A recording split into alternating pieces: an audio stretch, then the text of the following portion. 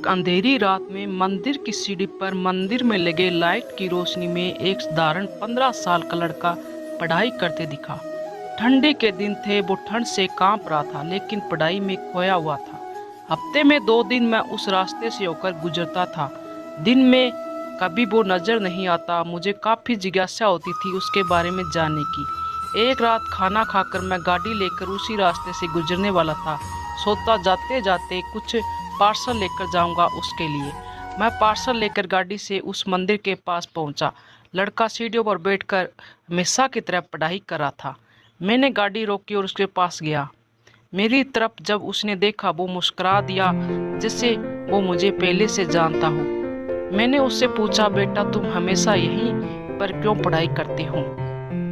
Sir, मेरे घर में बिजली नहीं आती, मेरी माँ बीमार रहती है और तेल डालकर दिया जलाने लायक मेरी परिस्थिति नहीं है, बस इसलिए मैं यहाँ आकर पढ़ता हूँ। तुम मुझे देखकर मुस्कुराई क्यों? मैंने पूछा। क्योंकि आप भगवान है, वो बोला। ऐसा नहीं है, मैंने कहा। नहीं, आप भगवान ही है, वो बोला। चलो वो सब जाने दो, मुझे बताओ क्या तुमने खाना खा लिया? क्योंकि मैं तुम्हारे लिए खाने का पार्सल लाया हूँ।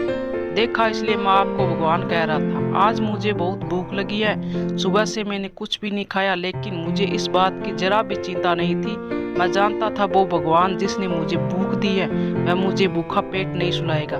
किसी न किसी रूप में मैं आकर मुझे खाना देगा और आप खाना लेकर आ गए। आप भगवान ही हो ना।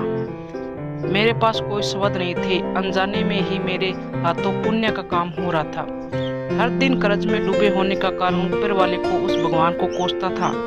आज उसने ही मुझे भगवान की उपाधि देकर शर्मसार कर दिया। आधा खाना खाकर उसने आधा बचा लिया और मुझसे बोला कि सर आप 5 मिनट यहीं ठहरिए, मैं यह खाना मेरी माँ को देकर आता हूँ। मंदिर से कुछ दूर एक पुराने घर की तरफ जाती हुई मैं उसे देखता रहा। कुछ मिनटों बाद वह वापस लौटा। उसके हाथों में मुट्ठी भर फूल थे।